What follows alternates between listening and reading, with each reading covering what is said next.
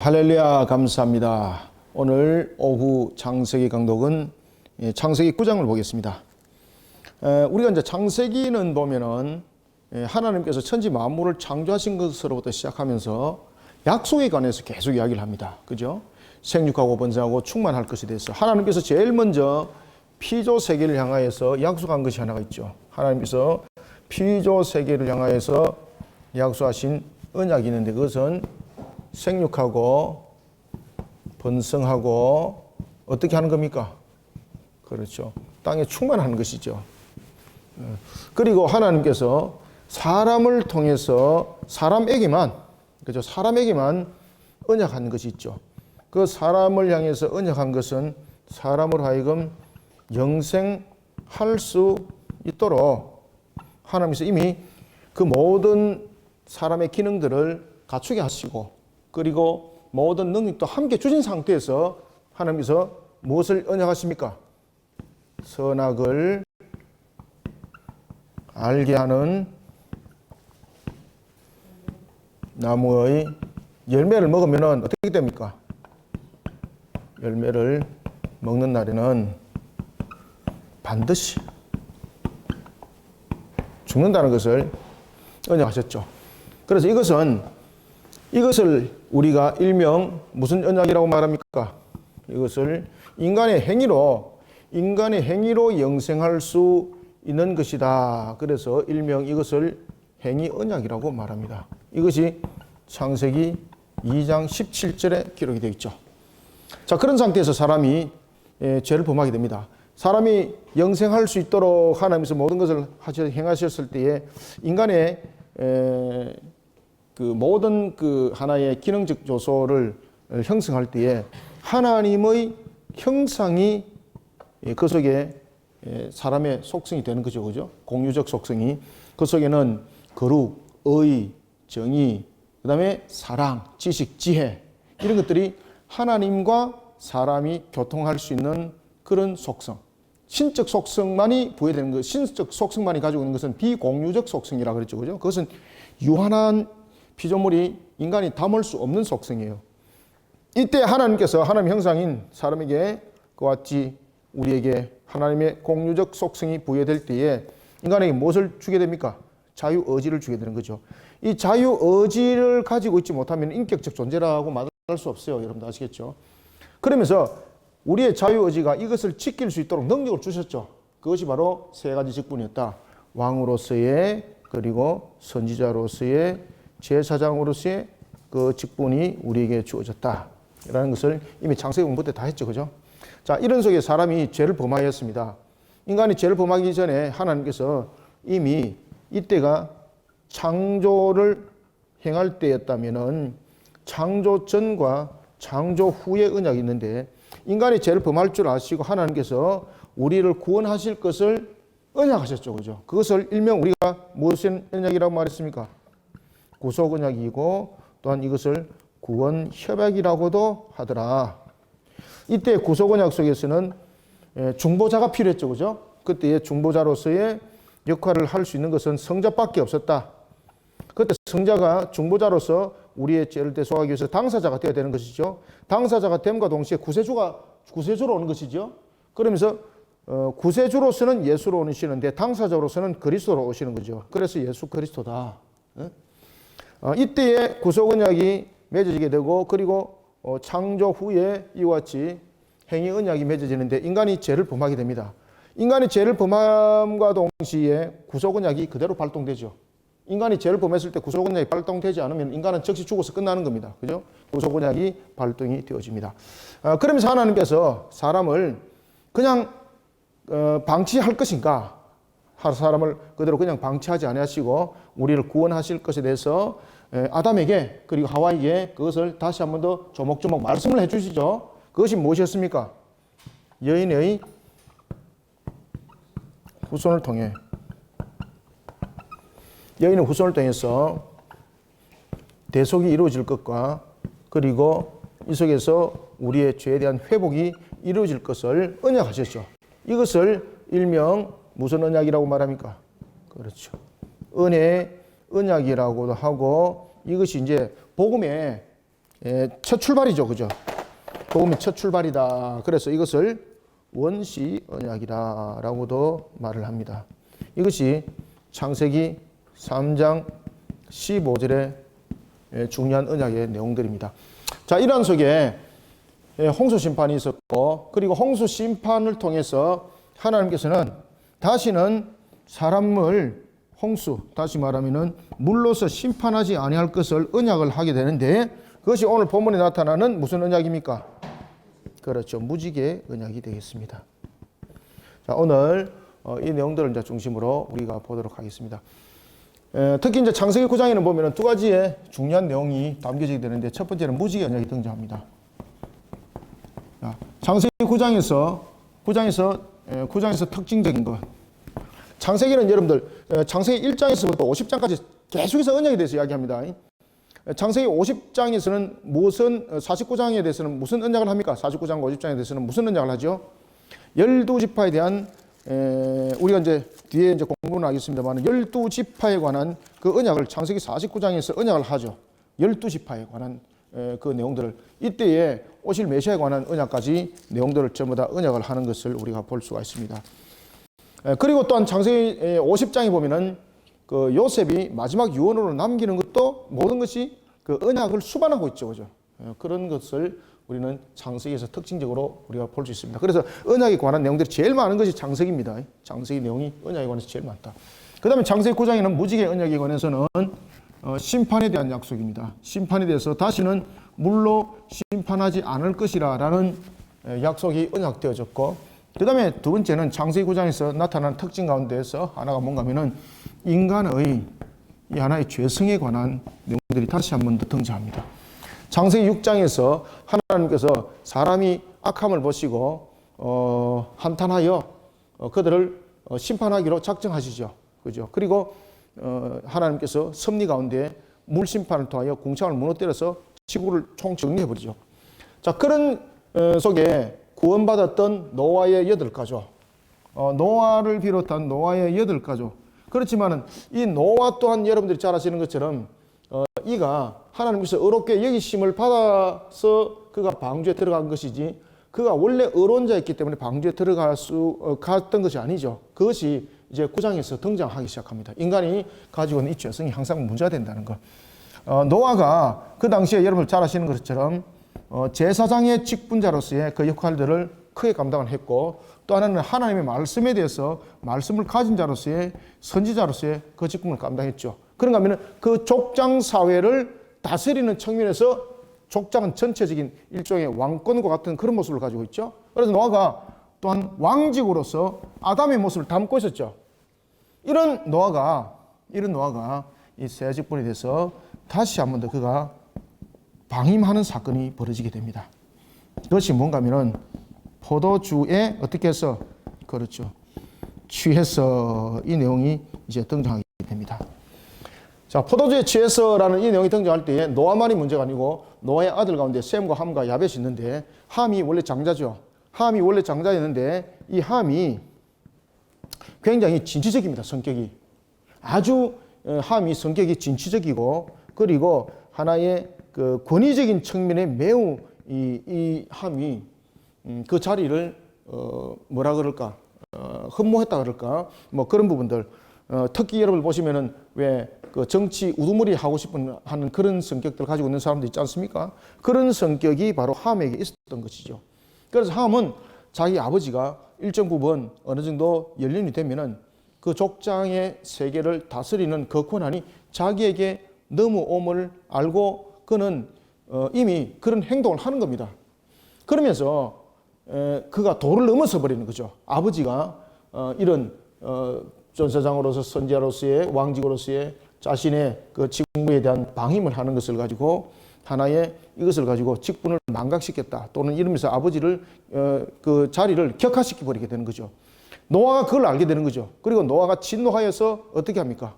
함을 저주하게 되는 거죠. 그 사건이 창세기 9장에 벌어집니다. 자, 그러면서 이제 인류가 이렇게 이제 나눠지는 세 가지 분류 속에 형성이 되는 것을 볼 수가 있습니다. 자, 그러면은 우리가 창세기 9장을 보면서 내용들을 하나하나 체크하도록 하겠습니다. 자, 먼저 우리가 9장 1절에서부터 어디까지 읽어볼까요? 제가 3절까지만 읽고 그 다음에 4절부터 7절까지 읽고 그래야 하겠습니다. 먼저 1절부터 3절을 읽습니다. 시작. 하나님이 노아와 그 아들들에게 복을 주시며 그들에게 이르시되 생육하고 번성하여 땅에 충만하라. 땅의 모든 짐승과 공중의 모든 새와 땅에 기는 모든 것과 바다의 모든 물고기가 너희를 두려워하며 너희를 무서워하리니 이것들은 너희의 손에 붙였음이니라. 모든 산 동물은 너희가 먹을 것이 될지라. 채소같이 내가 이것을 다 너희에게 주노라. 아멘. 안에 지금 방송 체크되죠? 녹화, 음량 체크 다 되죠? 아까 테스트를 안 해봐가지고, 네. 자, 하나님께서 노아를 통해서 이제 주시는 말씀들이 있습니다. 방주 밖으로 나왔습니다. 방주 안에 있던 모든 동물들을 하나님께서는 다시 창세기에 마치 언약에 대한 것이 반복되듯이 생육번성 충만에 대한 그러한 언약의 말씀을 주십니다. 그리고 노아가 방주 밖에 나와서 제일 먼저 했던 것이 지난주 봤죠. 무엇을 했습니까? 하나님께 제단을 샀더라. 그리고 그 제단을 샀고 난 노아의 8가족에 대해서 하나님께서 또 축복하시죠. 자, 그리고 이제 방주 밖에 나왔습니다. 그렇지만 방주 밖은 완전히 그냥 여러분들이 잘 아시는 것처럼 식물이라고는 하나도 발견할 수 없습니다. 먹을 거리라고는 하나도 발견할 수 없습니다. 그러면 노아가 방주 밖으로 나왔습니다. 이제는 방주 안에 있는 식량들도 거의 다 떨어졌습니다. 문제가 생기잖아요. 굶고 살 수 있는 조건이 없지 않습니까? 굶어가면서 생육번성 충만하면 됩니까? 그때 하나님께서 잠정적으로 허용을 하게 되는데 그것이 바로 우리에게 육고기를 먹게 허락하심이었습니다. 하나님께서 정한 짐승을 방주에 태웠던 이유와 그 다음에 부정한 짐승을 방주에 태웠던 그 부분들에 대해서 정한 짐승은 2가지 용도로 사용되기 때문에 이 정한 짐승은 모두 다 상이 몇 상이었습니까? 7상이죠. 7상. 그리고 부정한 짐승은 몇 상이었습니까? 2상이었죠. 2상. 암수 2상. 그죠? 암수가 짝을 지어서 2상을 종류별로 이루게 되는 것이죠. 그때 정한 짐승은 7상을 두게 하는데 그 이유가 첫 번째는 무엇입니까? 이때 이제 먹을 식량이 없는 거지 않습니까? 그래서 사람에게 정한 짐승이 사람에게 식량이 되는 것을 하나님께서 허락하십니다. 하나님께서 허락하십니다. 그 다음에 2번째, 정한 짐승은 사람이 하나님과 교통을 하는 측면에서 인간이 이제 죄를 범하게 되었죠. 인간이 죄를 범하게 되었는데 하나님께 예배를 드립니다. 그러면 하나님과 예배가 교통이 이루어져야 되는 거잖아요. 그런데 예배의 교통이 이루어지면 인간의 죄의 본성의 이 바탕을 가지고 하나님께 예배를 드릴 때에 이 예배는 교통함이 없어요. 이해되시죠? 인간이 죄를 범하지 않았을 때는 하나님을 그냥 대면하는 속에 섬기는 것이 예배였어요. 지금의 예배와 그 다음에 에덴 동산에 죄를 범하기 전에 예배는 그 내용이 좀 다릅니다. 여러분 다 아시겠습니까? 인간이 지금 죄를 범하고 난 뒤에는 하나님을 직접 대면할 수 없어요. 왜냐하면 인간이 죄성이 있기 때문에. 노아도 마찬가지였어요. 하나님을 만나려면은 그 자신의 죄를 그 순간만이라도 대속할 수 있는 대상물이 있어야 되는 거예요. 그것을 하나님께서는 정한 짐승으로 삼은 거예요. 정한 짐승으로. 아시겠죠? 그죠? 그래서 이것이 하나의 정한 짐승이 대속물이 되는 겁니다. 이 인간이 하나님을 향해서 제사를 가는데 대속물이 되는데 이 또한 완전한 제물이 되지 못합니다. 그래서 예수 그리스도께서 이 완전한 대속의 제물로서 나중에 누가 옵니까? 그렇죠. 예수님께서 이 완전한 제물로서 이 땅에 오실 뿐만 아니라 당사자로서의 그 죄의 값을 지불하기 위해서 예수님께서 오시죠. 그죠? 그래서 정한 짐승이 7상입니다. 그 다음에 부정한 짐승은 왜 뒀다 그랬습니까? 부정한 짐승은 정한 짐승을 무엇을 위해서? 그렇죠. 정한 짐승의 생육과 번성과 충만함을 위해서 저 부정한 짐승은 둔 거예요. 때로는 여러분들 그 옆에 신앙적인 부분에서 여러분들을 힘들게 만들고 환경적인 측면에서 여러분들을 힘들게 만드는 그런 환경들이 주어질 때도 있습니다. 그때도 그 환경들을 통해서 하나님을 바라보도록 나를 만드는 마치 부정한 짐승의 도구와 같이 우리에게 그렇게 두시고 사용을 하신다는 것을 여러분 인지하셔야 됩니다. 이해가시죠? 그죠? 그래서 주님이 다시 오셔서 완전한 심판을 이루고 새하늘과 새 땅에서 살아가기까지는 정한 짐승과 같은 부정한 짐승과 같은 그런 형태는 사회 속에서 구성이 되어 있어요. 왜 믿지 않는 자들이 믿는 자들을 괴롭힙니까? 이 총 정리되면 좋지 않습니까? 라고 말하는데 절대 그렇지 않습니다. 우리가 살아나가고 있는 이 부분이 지금 원래 에덴 동산과 같은 그런 부분이 아니고 이미 죄성이 범해진 상태에서 우리가 살아나가는 땅이거든요. 그렇기 때문에 우리 스스로 정하게 우리 스스로 완전한 모습으로 취할 수가 없어요. 다만 하나 우리는 그러한 과정 속에서 믿음이 성장되어지고 그리고 주님을 향해서 나갈 수 있는 방향의 모습은 가질 수가 있어요. 그래서 그것을 말해서 성화라고 말하는 거예요. 성화. 주님이 오시는 그날까지 이 땅에서 우리가 거룩한 모습으로 만들어지는 것은 성화 과정이에요. 그 외에는 완전체가 형성될 수 없어요. 웨슬리안이 완전에 대한 부분들을 가지고 퍼펙시즘을 가지고 이야기를 했지만은 그게 나중에 보니까 다 모순이었고 그것이 다 아니더라라는 것이 판명이 다 됐지 않습니까? 그죠? 그래서 퍼펙시즘이라는 그런 완전주의라는 부분들은 불완전성을 가지고 있는 죄성 속에 있는 이 세상에서는 성립이 안 돼요, 여러분들. 주님이 오시는 그날 완전히 심판이 이루어지고 거짓과 그리고 진리가 판결이 되어지고 불의와 불정과 그리고 의로움이 판결이 되어지는 그런 상태에서 완전한 심판이 있고 난 뒤에 새하늘과 새 땅에서 갈라지고 난 뒤에 그 새하늘과 새 땅에서 완전한 구원과 완전한 영생이 있고 그 다음에 지옥에서는 무엇이 있습니까? 완전한 심판이 있어요. 완전한 심판. 아시겠죠? 그죠? 그래서 백보자 심판대 이후에 완전한이라는 perfect이라는 단어가 성립되는 거예요. 자, 이런 속에 하나님이 자, 노아와 그리고 그의 8가족을 복을 줬습니다. 어떻게 복을 줬습니까? 그렇죠. 마치 창세기 때에 처음에 하나님께서 피조세계를 향해서 축복했던 것처럼 어떤 축복을 주죠? 그렇죠. 1절에 생육하고 번성하고 땅에 충만하여라. 그런데 땅에서 생육하고 번성하고 충만하려면 무엇이 필요합니까? 의식주가 필요하잖아요. 의식주가 없이 여러분 생육, 번성, 충만하면 됩니까? 한번 물어보자고 내가. 나는 하늘에서 이슬을 받아 먹어요. 또 맹구 같은 소리 하고 있고 뭐 그러면 안 됩니다. 그래서 여기서 생육, 번성, 충만함이라는 것은 의식주가 해결이 되어야 되는 거죠. 의식주가 해결되지 않고 생육, 번성, 충만함은 이것은 그저 그림 속에나 있는 내용들입니다. 그때 하나님께서 사람을 생육, 번성, 충만함 측면에서의 조성을 위해서 정한 짐승을 미리 예배한 거죠. 그리고 이것을 식량으로 허락하십니다. 그런데 여기서 하나님께서 식량으로 짐승들을 허락할 때도 하나님께서 어떤 이야기를 하시는가 하면은 모든 짐승은 네가 의미대로 네 마음대로 잡아먹고 이라는 것이 아니다는 거죠. 식량이라는 것만 대해서만 허락했다는 거죠. 지금 여기서 주관점을 잘 보셔야 됩니다. 무엇으로만 허락했다는 겁니까? 짐승을 식량으로만 허락했다는 거예요.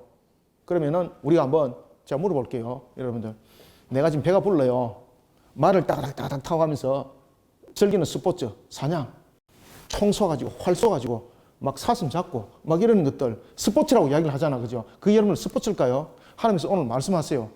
그 죄값 내가 반드시 내가 받는다는 거예요. 짐승을 우리가 잡는 것도 하나님께서 이런 잠정적 허용적인 측면에서의 허락함이었어요. 모든 짐승과 모든 동식물들은 누구의 것입니까? 하나님의 것이에요.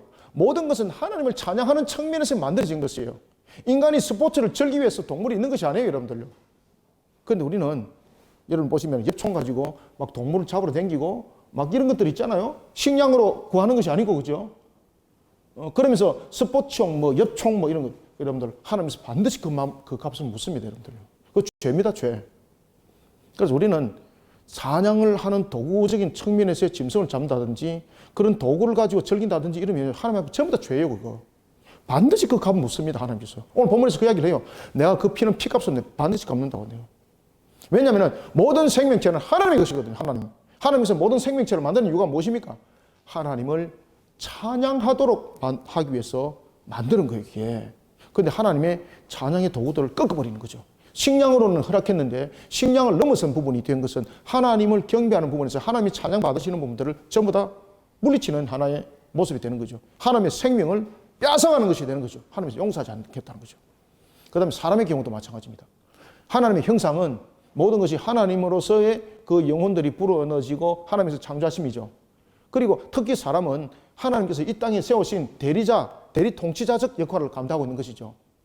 지식이 조금 낮다 그래서 학대하고 그러면요, 그것은 하나님의 형상에 대한 그 인지적 능력을 향해서 하나님을 저주함이에요.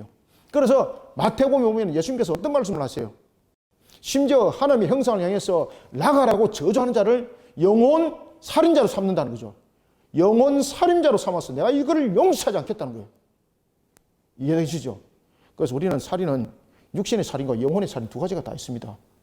영혼도 저주하면은 영혼이 죽는 것은 아니지만은 그 영혼으로 하여금 저주하는 것은 영혼을 죽도록 하는 그런 속에 있다는 것이죠. 그래서 그것을 영혼의 피 흘림이라 보고 하나님께서 용서하지 않는 거예요. 그러니까 우리는 좀 이렇게 우리가 볼 때에 좀 지능이 좀 낮고 우리가 볼 때 좀 장애를 가지고 있는 사람이라도 모든 사람들은 어떤 모습을 가지고 있습니까? 하나님의 형상이에요. 하나님의 형상. 하나님의 형상이에요. 똑같이 대하셔야 돼요, 여러분들요. 그래서 우리 교회에서 이제 그런 사역들을 하기 위해서 지금 준비하고 있는 것도 있죠, 그죠? 그래서 여러분들 이런 부분들 잘 아셔야 됩니다.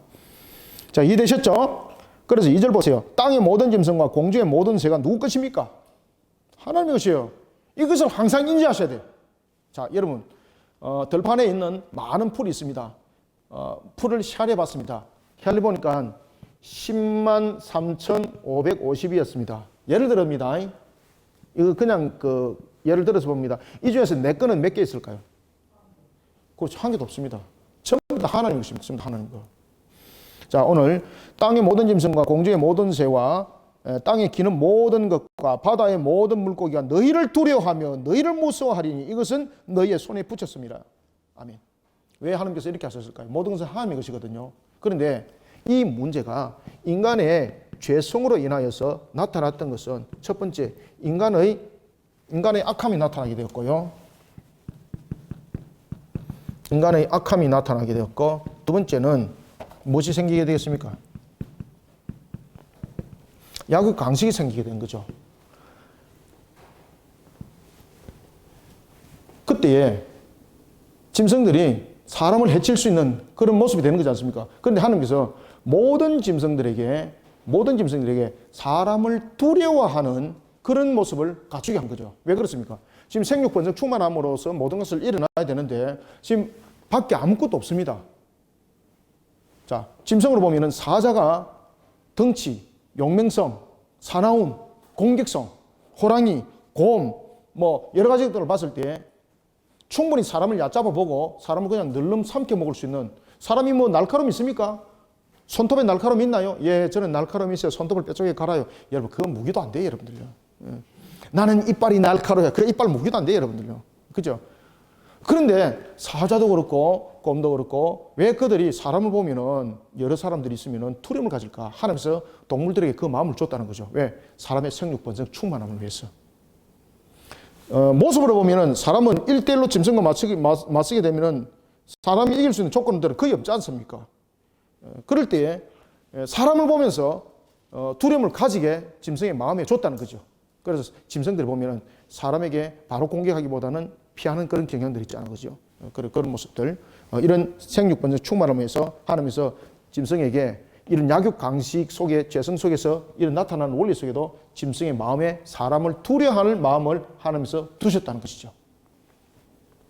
자, 그러면서 이렇게 말씀하십니다. 자, 여기서 이제 사람을 두려워하도록 한 것을 통해서 우리가 계속해서 여러분들 아셔야 될 것은 인간이 죄를 범하여서 완전히 우리는 하나님의 형상이 파괴되었습니다. 그럼에도 불구하고 하나님께서 우리에게 두신 하나님의 형상이 완전히 소멸된 것이 아닙니다. 그죠? 완전히 소멸되면 우리는 짐승입니다, 짐승. 그럼에도 불구하고 우리가 하나님의 형상에 대한 희미한 그림자 같으니 우리에게 남겨주심이죠. 그런 속에 은혜를 베푸셔서 짐승들로 하여금 사람을 보며 두려워하게 만드는 것이죠. 이 속에 그러한 우리의 형상에 대한 하나의 흔적들을 아직도 남겨뒀다는 것을 우리는 알 수가 있어요. 신학적 측면에서. 이 부분은 굉장히 중요한 부분입니다. 이런 부분들은 신학적으로 논쟁할 때에 이런 부분들을 꼭 끌고 와서 이제 반증을 할 수 있는 성경 구절이 됩니다. 이 구절은. 자, 그러면서 모든 산 짐승은 너희에게 먹을거리가 되되 채소같이 내가 이것을 다 너희에게 주었다라는 것은 이런 식량적인 부분에서 하나님께서 허용하심이죠. 그러나 4절 보세요. 그러나 고기를 네 생명 피째로 먹지 말라. 그죠? 네가 반드시 피 곧 너희의 생명의 피를 찾으리니 짐승이면 그 짐승에게 사람이나 사람의 형제면 그에게서 그 생명을 찾으리라. 고의적 살인. 그 다음에 식량이 아닌 스포츠적인 측면에서 즐기면서 짐승을 그것을 잡는 것은 그것은 하나의 살해 행위입니다. 살해 행위. 그래서 여러분들 보시면은 이제 이 말씀을 여러분 알아주셨다면은요, 사냥을 즐기 위해서 뭐 새를 잡는다든지, 사냥을 즐기 위해서 무슨 뭐 아프리카 엽총을 메고 가는 계모임에 가입한다든지 이런 건 큰일 나요, 여러분들 아시겠습니까? 그런 것을 여러분 일철 삼가하시길 바랍니다. 사냥은 하나님께서 허락하면 안 해요. 사냥도 인간이 먹을 거리로서의 사냥이지 즐기는 스포츠적인 측면에서 그 사냥은 하나님께서 허락질 안 했어요. 여러분들 아시겠습니까? 하나님께서 반드시 그거 묻습니다. 특히 사람, 고의적 살인. 이 고의적 살인은 하나님께서 용서하지 않습니다. 고의적 살인.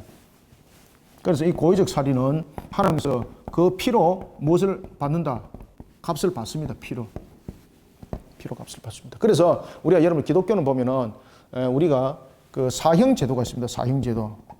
이 사형 제도는 정확하게 잘 움직여져야 됩니다. 그런데 사형 제도는 아주 중요한 이게 내용들을 담고 있습니다. 생명을 경시 여기는 자들, 그러면서 고의적 살인을 범한 자들에게는 이 살인 제도는 반드시 성립이 돼야 됩니다. 그런데 고의적 살인이 아니라 자신이 의도적으로 한 것이 아니라 자신이 부지 중에 일어난 살인에 대해서는 하나님께서 나중에 무엇을 허락하십니까? 그렇죠. 도피성을 허락하시고, 도피성을 허락한다는 것은 그럼에도 불구하고 여기에 대해서는 그 값이 있다는 거죠. 그 값. 그래서 도피성의 제사장이 머무는 동안에는 그는 그 도피성에서 빠져나올 수 없는 거죠. 고의적 살인에 대해서는 사형제도가 성립이 됩니다. 그렇지만은 부지중이라는 것은 자신이 살인하고자 하는 그런 의도라든지 그런 의식적, 그런 계획이 없는 상태에서 우연적인 발생.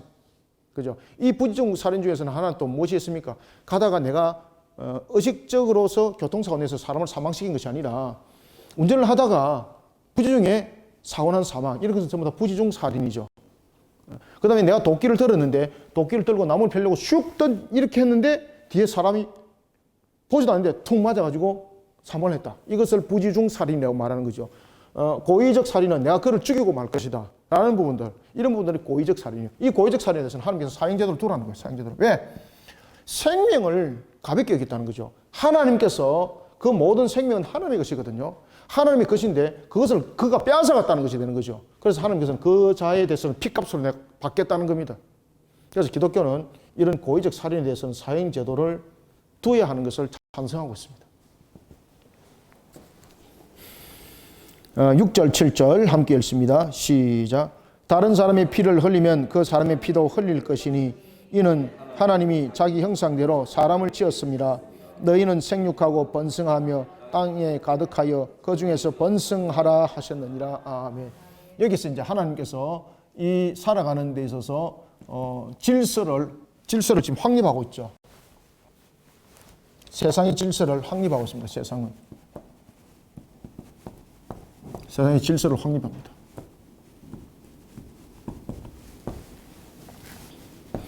세상의 질서를 확립할 때에 인간의 죄성으로 인해서 세상 속에 나타나던 약육 강식, 이것을 잠정적으로 허용을 하지만 이것이 전체적인 세상의 질서는 될 수 없다는 것이죠.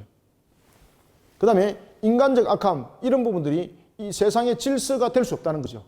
그래서 세상의 질서적인 측면에서는 어떤 관계 속에서도 하나님이 모든 것을 주관하심을 세상은 반드시 알아라는 겁니다. 그래서 세상의 질서의 확립의 모든 내용들은 무엇인가 하면 이 속에서 하나님의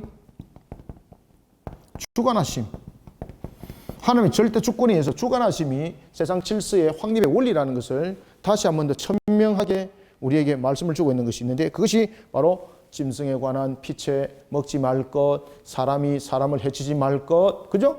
식량은 허락하시되 마음대로 그냥 포식하면서 그냥 내가 필요한 대로 짐승들을 마음껏 또한 즐기면서 잡는 그런 부분들은 모든 부분들을 하나의 세상적인 질서적인 측면에서 하나님께서 그것을 통제하고 있는 거죠.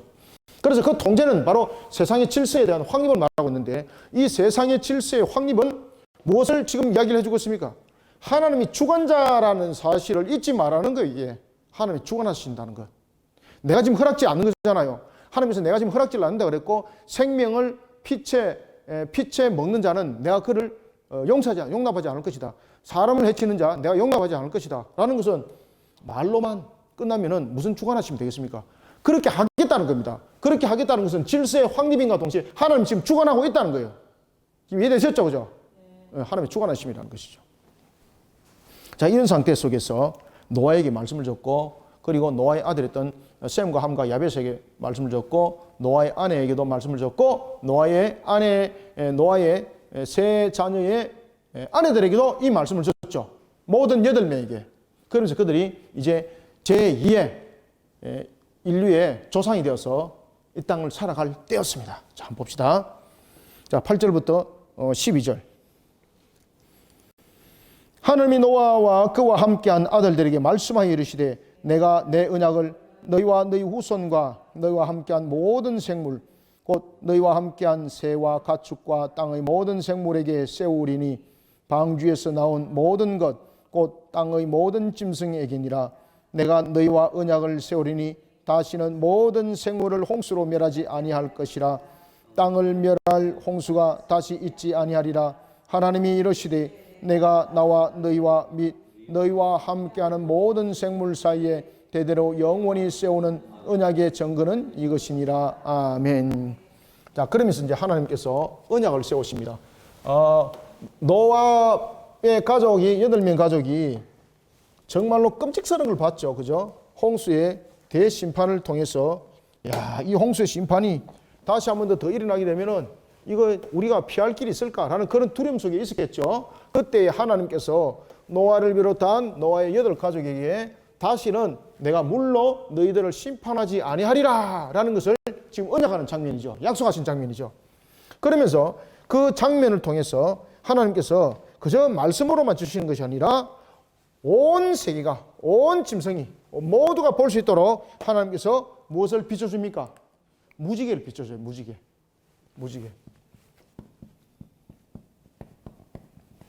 무지개를 비춰줘요. 그래서 지금도 여러분 보시면은 이렇게 무지개를 이제 보시면은 무지개 언약을 기억하시길 바랍니다.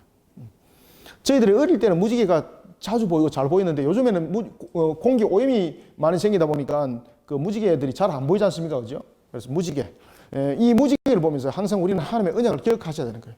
이 무지개를 통해서 하나님께서는 모든 것에 또한 하나님의 주관하심에 대해서 다시 한번 말씀하시죠. 여러분들, 하나님이 물로 심판했습니다. 그런데 하나님이 모든 것을 주관하지 않으면은 자연적인 현상을 통해서 지구가 종말에 올 수도 있어요. 맞죠? 그 다음에 환경적인 측면에서 자연적 또는 환경적 측면에 인간의 오염이라는 이런 걸 통해서 지구가 멸망이 올 수 있는 거죠. 그러면 하나님이 무지개 언약을 보일 필요가 없는 거죠.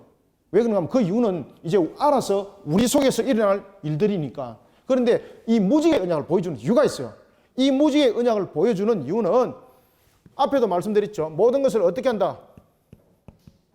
하나님이 주관하시. 다시는 내가 물로 심판하지 아니하겠다라는 것은 이 지구의 하나님의 심판 그리고 지구의 종말은 첫 번째 자연적 현상 속에서 일어난다 안 일어난다? 그렇죠. 이거는 성경 보니까 여러분 확정적으로 이제 아시겠죠, 그죠? 그 다음에 두 번째, 방금도 제가 말씀드렸던 것처럼 어떤 인간들의 어떤 환경적인 오염, 이런 인간에 의한 인간의 인위적 측면에서의 종말 온다 안 온다? 안 옵니다. 인간의 인위적 종말 안 옵니다. 인간이 핵폭탄 터뜨려가지고 지구 빠사질 이유 없습니다. 하나님께서 허락지 않습니다. 그 폭탄 안 터지게 만듭니다. 하나님이. 그러면 종말은 어떻게 오는가? 여기서 이제 다시는 내가 물로서 심판하지 않겠다는 겁니다. 물심판. 내가 다시는 물로 심판하지 않겠다는 것은 하나님의 주관하심을 말하고 있는 거예요. 그죠? 그러면서 자연현상 이야기 안 하고 있죠. 그 다음에 환경적 오염에 의해서 인위적 문제 이야기 안 하고 있죠. 그리고 난 뒤에 여러분 이제 창세기 넘어가게 되면은 무엇이 나타납니까? 소돔과 고모라성 나타납니다. 고모라성. 이 소돔과 이 고모라성 이 사건이 우리에게 앞으로 일어날 심판을 말하고 있습니다. 앞으로 일어날 심판은 무엇입니까? 목사님, 그 불심판이 핵폭탄 아니에요. 아닙니다. 이 불심판은 지구를 불태우는 것이 아닙니다. 우리가 세 가지의 인해재앙, 나팔재앙, 대입재앙을 통해서 하늘에서 불이 떨어집니다. 그죠? 불이 떨어지지만은 그것은 종말이 아닙니다. 별이 떨어져가지고 지구의 바다를 불태웁니다. 바다를 오염시킵니다. 3분의 1에 대한 바다의 짐승들이 다 죽습니다. 배도 3분의 1이 파손이 됩니다. 완전히 그냥 아작나버립니다. 물도 마찬가지입니다. 그렇지만 그것이 지구의 종말은 아닙니다. 지구의 종말은 하나님께서 구원의 백성들을 완전히 회개시켜 모든 것을 회개함으로 세우고 난 뒤에 하나님께서 스톱시켜버리는 거예요. 이것을 무엇이라고 말합니까? 그렇죠. 주관하심이라는 거예요. 이 무지개 언약은 인간의 지구에 대한 종말에 대한 모든 부분들이 하나님의 주관하심에 대해서 이루어질 것이라는 데 대해서 확정을 하는 말씀입니다. 이 말씀이. 그것을 일명 무슨 언약? 그렇죠. 일명 무지개 언약, 무지개 언약. 그냥 무지개 살짝 보조국으로 끝난 것이 아니죠. 무지개로 언약을 하셨어요. 언약을. 그래서 여러분들요, 우리의 종말은 요한계시록에서 마지막으로 나타납니다만은 나팔장을 통해서 하나님께서 불러 모으는 마지막 그 남은 수들. 하나님께서는 우리에게 종말의 계수를 2번 한다 그랬죠. 그죠? 5번째 인을 뗄 때까지 복음으로서, 순수한 복음으로서 불러서 그 계수가 채워진 자. 그렇지만 복음으로 불러진 자 가운데서도 보면은 마치 배반하여서 나간 자처럼 그런 자도 있다 그랬죠. 그죠? 믿음 가운데서도 보면 있는 자들이 마치 믿음이 없는 것처럼 마치 튀겨나간 자들도 있습니다. 이런 자들은 나중에 어떻게 됩니까? 하나님의 택한 백성이요. 두들기 맞고 7번째 나팔장 때 옵니다. 이거. 그래서 주님께서도 말씀하지 않습니까? 흔들리지 않도록 붙들어라. 탈락하지 않도록 너희들이 믿음 가운데 붙들어라는 것은, 탈락이라는 것은 이 속에서 떨어져 나가면 구원이 없습니다. 이 뜻이 아닙니다. 주님께서 말씀하신 것은 인의 재앙 때에 면할 때 속에서 너희들은 복음으로서 세워진 자가 되어라 이 말이죠. 그러면 탈락한 자 속에서는 가라지도 있고 쭉정이도 있겠죠. 그죠? 그런가 하면 알곡도 있겠죠. 그런데 그 알곡들이 나중에 떨어져 나간 자들이 그냥 안 돌아오죠. 아주 극한 속에 있는 그런 완악한 자들도 그 속에 있죠. 그죠? 그런 자들이 나중에 엄청 두들기 맞고 오는데 그것이 7 나팔장입니다. 그리고 7 나팔장에 하늘의 문이 닫히면서 구원은 이상 더 이상 이루어지지 않고 이제는 악한 세력을 향하여서 대접장이 갖다 부어지게 되는 것이죠. 그래서 여기서 언약을 여러분 잘 아셔야 됩니다. 언약을 세우리니 계속해서 이미 언약 이야기하고 있죠. 자, 9절에서 언약 이야기하고 있죠. 11절에서 언약 이야기하고 있죠. 그죠? 12절에서 뭐 이야기합니까? 언약 이야기하고 있죠. 13절에서 뭐 합니까? 언약 이야기하고 있죠. 맞죠? 15절에서 언약 이야기하고 있죠. 16절에서 언약 이야기하고 있죠. 17절에서 무슨 이야기해요? 그렇죠. 자, 여러분 한번 잘 봅시다. 이게 몇 가지인가 한번 봅시다. 이게 언약에 대해서 7번 이야기합니다. 자, 보세요. 9절에서 언약에 관해서 이야기하죠. 11절에 언약에 관해서 이야기하죠. 그 다음에 12절에 언약에 관해서 이야기하죠. 그 다음에 몇 절? 13절에 언약에 관해서 이야기하죠. 그 다음 몇 절? 15절에 언약에 관해서 이야기하죠. 그 다음 몇 절? 16절에 언약에 관해서 이야기하고 있죠. 그 다음에 17절에 뭐? 언약에 관해서 이야기하고 있죠. 언약을 몇 번 이야기합니까? 예? 그렇죠. 7번 이야기합니다. 7번. 이게 마치 창세기 여러분들 1장 보는 것도 안 같습니까? 그죠? 언약에 관해서 여러분 7번 이야기했다는 것은 무슨 뜻입니까?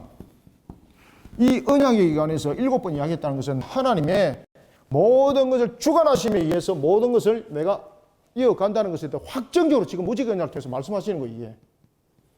그래서 무지개 언약을 통해서는 인간의 어떤 인간의 어떤 환경적인 문제에서 종말 안 옵니다.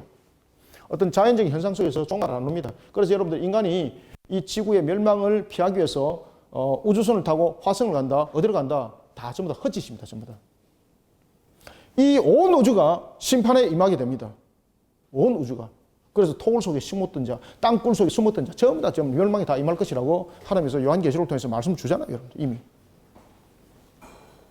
그래서 여러분 창세기 이런 것들 잘 연구해 보면은 명확한 답이 나오죠 지금. 그죠? 명확한 답이 나와요, 여러분들요.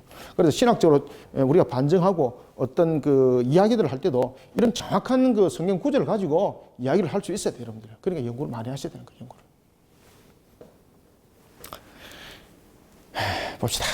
그래서 영원히 세운다 그랬죠. 12절 보세요. 하나님이 이르시되 내가 나와 너희와 및 너희와 함께하는 모든 생물 사이에 대대로 어떻게 영원히 세우는 언약의 증거다. 언약의 증거다. 이걸 무엇으로 표현합니까? 무지개로 표현해. 무지개로. 그죠? 그러면서 언약에 대해서 7번 이야기하죠. 물심판은 다시는 없을 것입니다. 그러면은 지구에 대한 현상 속에서 나타나는 자연적인 현상, 오염, 인간의 인위적인 문제로서 종말 온다? 아닙니다. 여기서 언약 속에서 모든 것은 하나님께서 이루심이에요.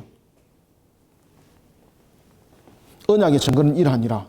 13절. 내가 13절부터 17절 읽습니다. 시작. 내가 내 무지개를 구름 속에 두었나니 이것이 나와 세상 사이의 언약의 증거니라.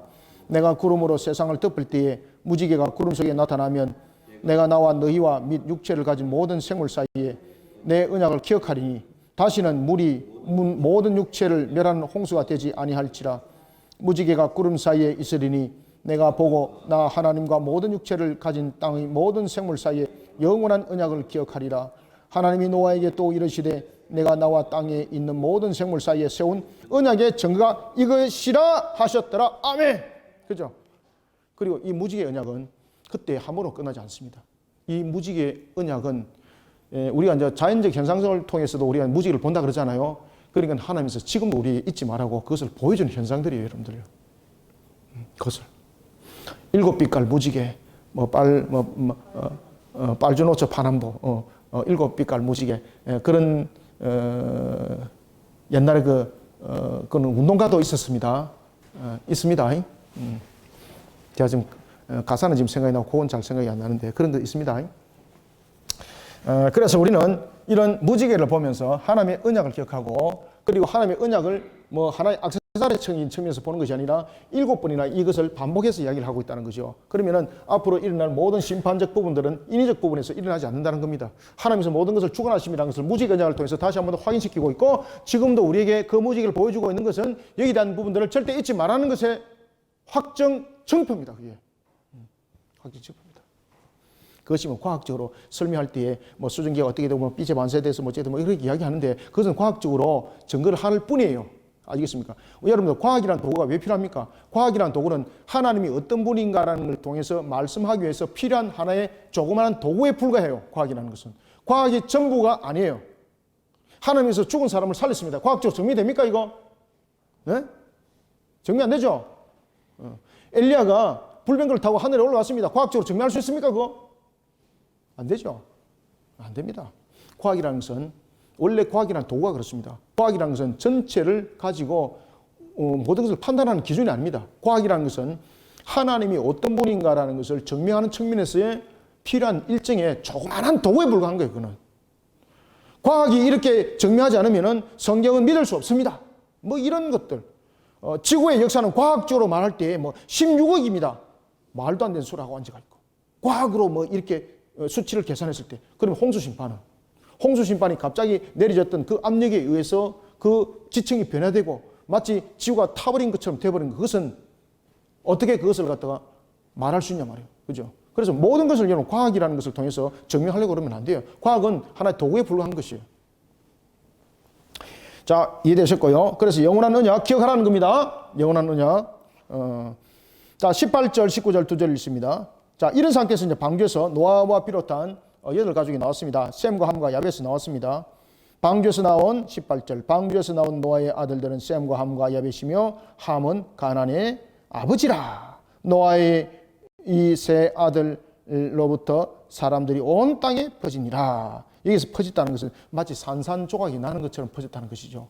이 속에 생육 번성 충만함에 하나님께서 약속하신 그 언약이 이루어졌다는 이야기입니다. 지금 이게. 이런 상태에서 이제 번성하면서 일어나는 거죠. 그리고 이제 노아가 족장으로서 전체를 다스리고 있을 때였습니다. 이때 노아가 그저 단순하게 노아라는 모습이 아닙니다. 여기서 노아는 잠정적 측면에서의 하나의 아담의 모습을 대신하기도 합니다. 아시겠죠? 그래서 노아가 이제 인류의 제2의 조상이 되는데 이때에 노아가 가지고 있었던 것은 마치 왕으로서, 그 다음에 선지자로서, 그 다음에 제사장으로서의 그 역할이 완전하지는 못했습니다. 아담처럼 완전하지는 못했지만 하나님께서 이 속에서 하나의 희미한 모습 속에서 이 모습을 그려내어 줬죠. 그죠? 그래서 노아가 무엇이 됩니까? 족장이 되는 거죠. 그 다음에 노아가 두 번째 어떻게 합니까? 다스리는 권세로서의 말로서 다스리게 되는 것이죠. 이것이 선지자로서의 하나의 역할들이 되는 것이죠. 그러면서 노아는 그 가정에서 항상 하나님을 어떻게 하게 되는 겁니까? 그렇죠. 하나님을 예배하는 속에서 족장으로서 그 역할을 감당하는 이 세 직분을 함께 감당합니다.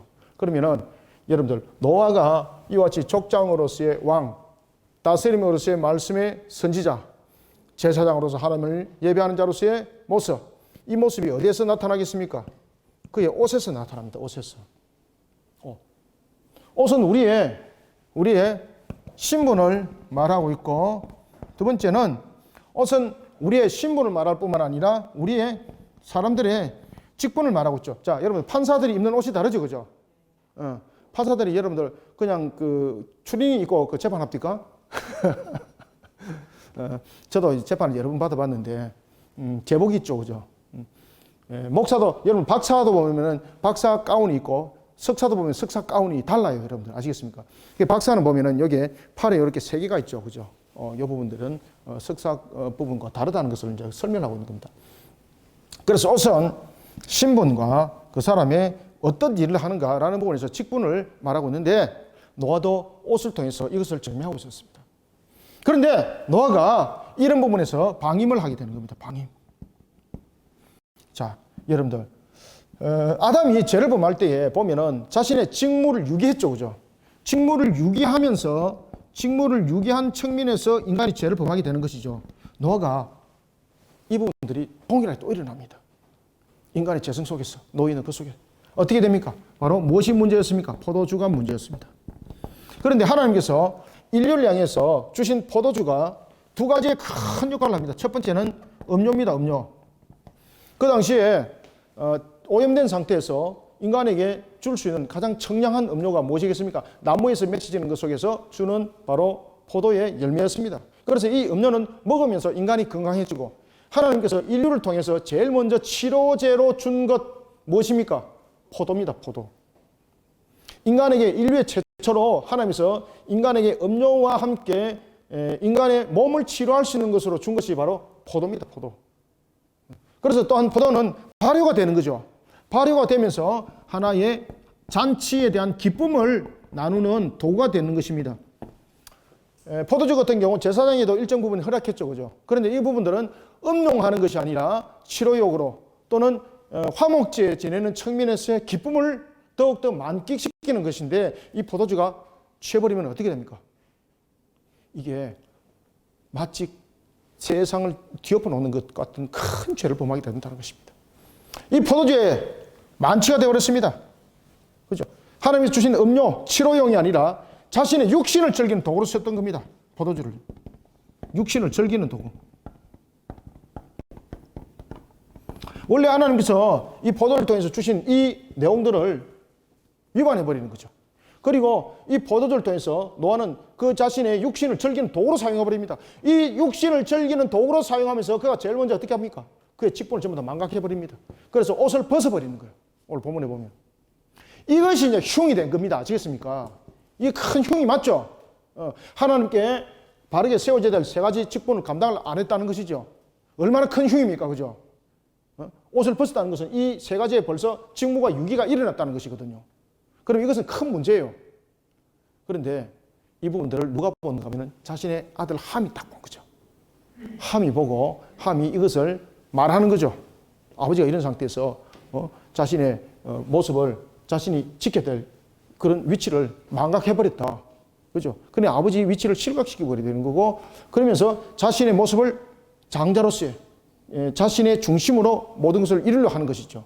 그렇게 말하면서 자신의 모습 속에 자신의 중심을 이루고자 하는 그런 인간의 재성들이 있죠. 솔로몬의 아들이었던 압살롬도 똑같았죠. 솔로몬의 아들이었던 압살롬 보십시오. 왕궁에서 무슨 짓을 합니까? 아버지의 후궁들을 간음하잖아요. 간음하는데 그냥 간음하는 것이 아니라 밤에 간음하는 것이 아니라 대낮에 대놔놓고 사람들 다 모아놓고 구경하라고 해놔놓고 간음해요. 왜 그랬을까요? 그 후궁을 간음하는 것은 아버지의 왕권을 내가 가져간다는 뜻입니다. 그래서 후궁들을 본 앞에 있으면서 간음하는 거예요.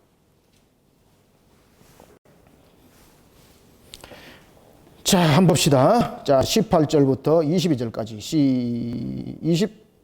22절까지 시작. 방주에서 나온 노아의 아들들은 셈과 함과 야벳이며 함은 가나안의 아버지라. 노아의 이 세 아들로부터 사람들이 온 땅에 퍼지니라. 노아가 농사를 시작하여 포도나무를 심었더니 포도주를 마시고 취하여 그 장막 안에서 벌거벗은지라.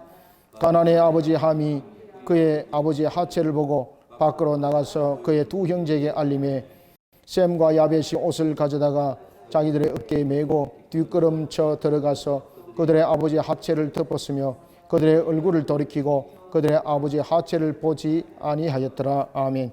자, 여기서 그들의 아버지의 하체를 보는 것과 보지 않은 것은 무슨 차이가 있을까, 여러분들요? 아버지의 하체를 본다는 것은 아버지의 권위에 도전하는 뜻이 되는 겁니다. 지금 함은 그것을 봤다는 이야기지 않습니까? 그러면 아버지의 권위에 그는 도전했다는 뜻이에요. 이해되시죠?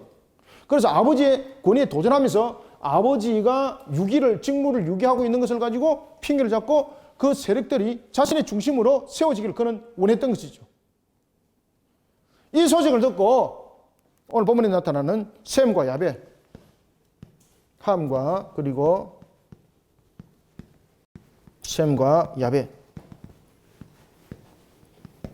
이들은 뒷걸음을 쳐서 들어가요.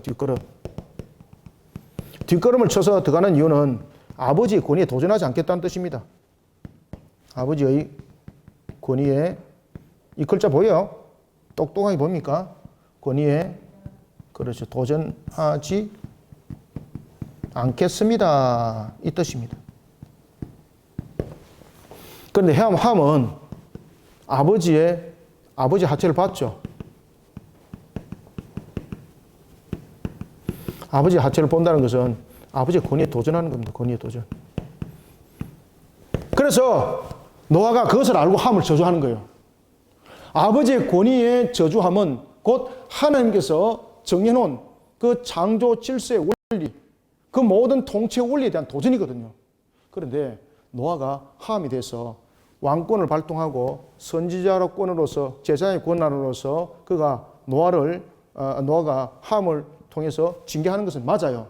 그런데 노아의 이 행동에 값이 있습니다. 그죠?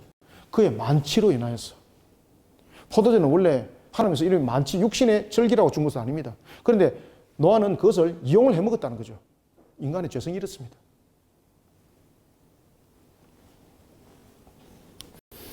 특히 여러분들 보시면 함이 아버지를 먼저 보죠. 여기서 왜 함이 장자라는 것을 우리는 알 수 있을까요? 셈과 야벳은 뒤에 들어가죠. 장자가 아버지를 제일 먼저 이렇게 면전해요. 그래서 아버지를 면전할 때 함이 항상 면전해서 대면해요. 그래서 함이 장자예요, 장자. 아시겠죠? 그래서 함이 왜 장자입니까? 이거 뭐 어디서 족보 어디서 나타납니까? 라고 말하면은 이 부분을 가지고 정확하게 이야기를 해주셔야 돼요. 그런 부분들을 이제 일반 성도들은 잘 모르기 때문에 이제 저것이 이제 이런 연구들을 하는 학자들은 이제 그런 부분들을 이제 알게 되는 거죠. 그래서 이런 부분들은 여러분 잘 아셔야 됩니다. 그래서 원래 함이 장자였습니다. 그런 함을 노아가 저주하고 이를 무엇이라? 가난이다.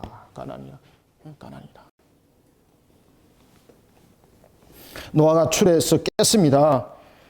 작은 아들이 자기에게 행한 일을 보고, 여기서 이제 작은 아들이라는 것은 그가 차자로서의 작은 아들이 아니라 이미 언약의 장자로서의 그 모습이 깨어진 것을 말하고 깨어진 것을 말하고 있는 겁니다. 여기서 작은 아들이라는 것은 둘째 아들이다 뭐 이런 이야기 아닙니다. 여기서 이제 작은 아들이라는 것은 뭐 번역에 보면은 뭐 둘째 아들이다 뭐 이렇게 말하는데 여기서 둘째 아들이 아닙니다. 여기서 작은 아들이라는 것은 언약적 측면에서 이미 언약이 깨어진 상태에서는 그가 장자라 불릴 수 없는 거죠. 그래서 작은 아들이라고 말합니다.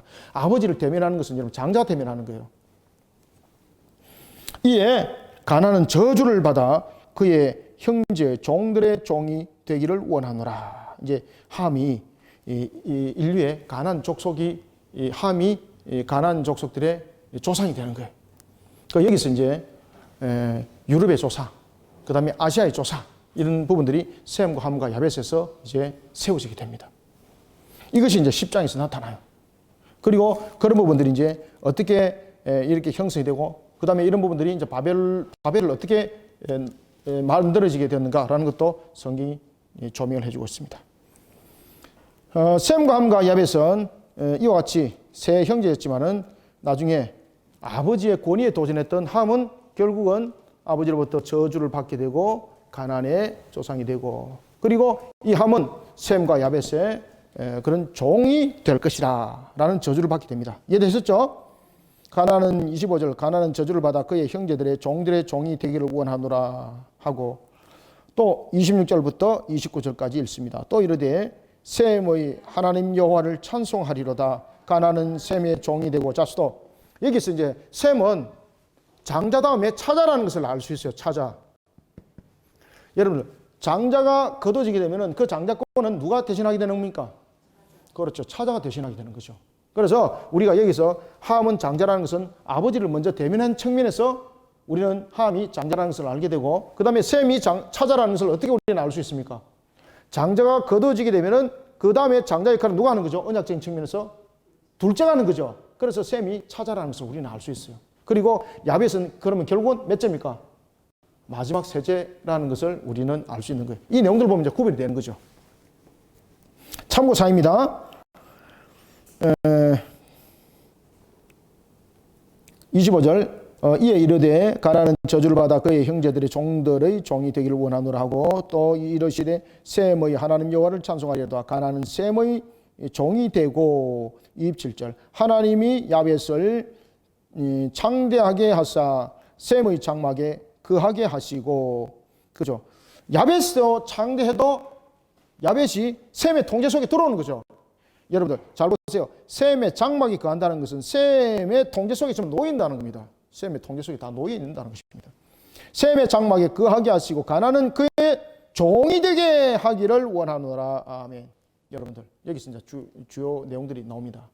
여러분들 이스라엘 백성들이 왜 애굽을 벗어나서 가나안을 갔을까요? 왜? 바로 이 언약의 말씀의 성취입니다. 이해되죠? 다른 곳에 갈 수도 있었는데 그죠? 이 가나안 족속들은 매우 진취적이고 매우 활동적입니다. 여러분들 가나안 말고 다른 곳도 많지 않습니까? 그런데 그 당시에 이 가나안이라는 것은 하나의 중추적 역할을 하고 있는 것이었습니다. 그리고 이스라엘 백성들이 애굽을 떠나서 가나안으로 가는 것도 우리가 창세기 12장에 아브라함의 언약의 성취지만은 아브라함의 언약의 성취 이전에 창세기 9장의 성취예요. 창세기 9장에 보면은 무엇을 하나님께서 말씀하셨습니까? 노아 입을 통해서 셈이 가나안을 다스릴 것이다 말하고 있잖아요. 그렇죠? 그래서 셈은 이 속에서 누가 나타나는 겁니까? 셈 족속에서 여러분들 여기서 이스라엘의 조상이 여기서 다 나타납니다. 여기서 이스라엘 조상이. 아브라함이 어느 족속입니까? 그렇죠. 아브라함이 셈 족속입니다. 아브라함이 셈 족속. 아브라함이. 그래서 이 셈 족속이 이스라엘이 12지파가 되는 거죠. 그리고 12지파가 애굽의 종살이를 하면서 그들이 제일 먼저 나라를 세우고 점령할 때에 창세기 9장의 성취를 이루어요. 하나님께서 노아를 통해서 함은 셈의 종이 될 것이라 했죠. 그래서 셈이 가나안을 정복해요. 그리고 가나안을 다스려요. 가나안 족속들이 이스라엘의 종들이 되는 거죠. 그죠? 그 말씀의 성취. 그래서 여러분들이 가나안에 대한 점령에 대해서 이야기할 때 하나님께서 창세기 12장에서 아브라함의 언약을 하셨습니다. 그 언약의 성취였습니다라고만 말하면 그건 반토막이 되는 거죠. 아브라함의 언약은 어디까지 가야 되는 겁니까? 아브라함의 언약은 창세기 9장의 말씀의 성취예요. 그죠? 아브라함이 셈 족속이죠. 여러분 우리는 어느 족속일까요, 여러분들요? 안 궁금해요? 뒷조사 한번 잘 해보십시오. 우리가 셈 족속에 속합니다. 셈의 하나님 여호와를 찬송하리로다 가나안은 셈의 종이 되고 하나님이 야벳을 창대하게 하여 그죠? 야벳도 창대하지만은 야벳이 누구의 장막에 거한다? 야벳도 창대하지만은 셈의 장막에 거한다. 그러면 셈이 전부 다 다스린다는 이야기예요. 셈이. 그래서 창세기 12장에 보면은 아브라함을 통해서 하나님께서 아브라함으로 말미암아서 다른 족속들이 복을 받을 것이다. 그 말씀하셨죠. 그래서 셈 족속 전부 다 다스림이에요. 셈 족속 다스림이에요. 자, 그다음에 하나님께서 왜 셈 족속 아브라함과 이스라엘의 혈통을 통해서 왜 다윗이 나오고 왜 예수 그리스도가 그 혈통을 통해서 나오겠습니까? 바로 오늘 본문의 말씀 그대로예요. 야벳이 셈을 통해서 축복받는 거예요. 그 다음에 가나안도 셈을 통해서 정복함이죠. 그래서 예수님이 셈 족속으로 오는 거예요. 셈 족속, 혈통적인 측면에서. 요거까지도 이해 다 되셨습니까? 그래서 창세기 9장 이거 그냥 여러분들 싹 지나가시면 안 돼요, 이거. 지나갔을 것이 아니라 이런 부분도 면밀하게 보아야 될 필요가 있다는 것입니다. 공부가 좀 되셨습니까? 이런 부분들 확실하게 공부를 하셔야 돼요, 여러분들. 홍수 후에 노아가 350년을 살았고 그의 나이 몇 살? 950세가 되어 죽었더라. 아멘. 자, 오늘은 우리가 창세기 9장 여기까지 공부하겠습니다. 별 것은 아닙니다만 이 부분도 중요하게 내용이 달라집니다. 왜냐하면 이 부분이 나중에 이제 10장과 11장, 12장으로 연결됩니다. 이 장이. 셈과 함과 야벳. 셈이 함을 다스리게 되고 야벳도 번성하지만 셈 장막 속에서 거하게 되고 그 다음에 함은 누구의 종이 될 것이다. 셈의 종이 될 것이라는 것도 있어 창세기 12장이 성취가 됩니다. 그것이 바로 아브라함의 언약입니다. 가나안을 줄 것이다. 자, 오늘은 여기까지 하겠습니다. 감사합니다. 수고하셨습니다. 기도하겠습니다. 하나님 아버지 감사합니다. 주께서 베푸시는 은혜 가운데 오늘 창세기 9장을 보았습니다. 셈과 함과 야벳을 통하여 이제 인류의 조상을 이루는 이들의 모습을 통하여 또한 인류의 조상들이 각 지역마다 어떻게 분파되었는지 그것을 보기 전에 먼저 셈 족속이 가나안을 다스리게 되고 그리고 야벳 족속이 셈 족속의 모든 장막 안에 거하게 되는 그 이유를 보았습니다. 그리고 또 하나 본 것은 노아가 하나님께서 의롭다 하였지만은 그는 스스로가 완전하지 못한 것을 또한 봅니다. 자신이 왕과 선자와 재상의 직분으로서 그 모든 위치를 망각하는 직무 유기 속에 이미 있으면서 육신을 탐하다 보니 또한 그 또한 실수를 하게 되고 죄를 범한 것을 봅니다. 항상 우리는 육신을 탐하는 자가 되지 아니하고 항상 성령 안에서 녹아지는 자가 될 것을 다시 한 번 더 초명합니다. 하나님 오늘도 우리에게 주신 창세기 9장의 말씀을 통하여 우리의 신앙과 근본들을 항상 하나님 안에 머물게 하는 성령의 사람이 되게 하여 주시옵고 성령으로 우리를 불태워 주시고 성령으로 우리를 조명하여 이끌어가는 사람이 되게 하여 주시옵소서. 예수님 이름으로 기도드립니다. 아멘.